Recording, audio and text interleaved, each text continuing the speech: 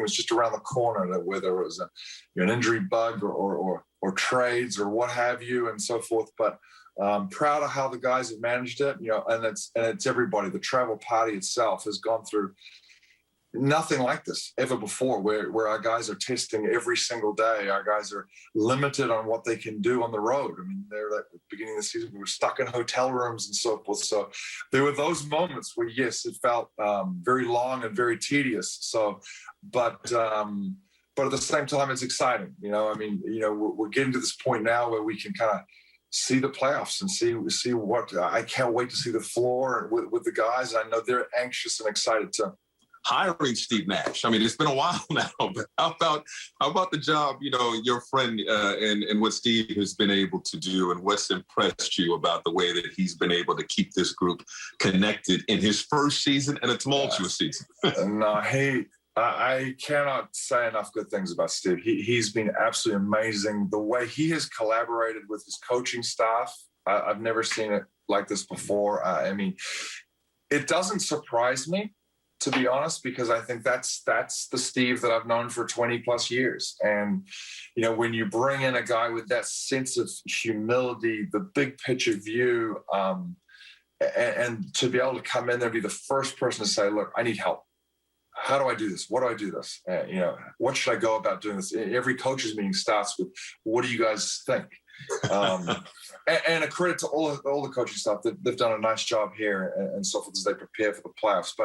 But Steve has a very calm way about him, and his ability to connect with players one-on-one, his ability to, command a locker room without always raising his voice, and involving players in some of these decisions has been unique. And it hasn't been an easy task. I mean, this has been a year and continues to be a year where I'm sure we'll be surprised. You never know, right? We've just got to be on our toes here. But, he's the right guy for the job. And I say that from top to bottom. I mean, it's been really fun. It's been fun for me to learn from him.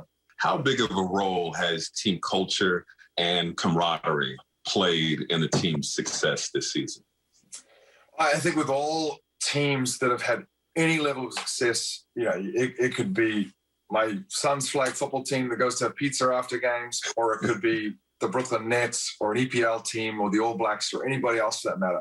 Anytime you have success, there has to be a level of camaraderie. There has to be that collaboration. There has to be the sacrifice and, the team's overall buy-in to, hey, there's a greater mission here. It's not about me. It's not about personal statistics. We've never been about one person, ever.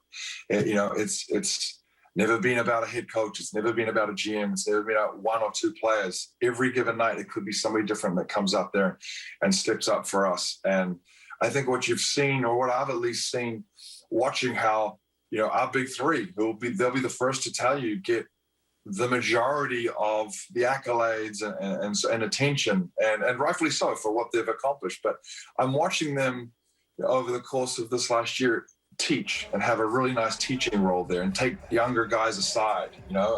Sometimes it's hard teaching, but, they're demanding and they have every right to be demanding. And what I've seen from this group, a lot of the teaching and a lot of the coaching that's been going on has been great.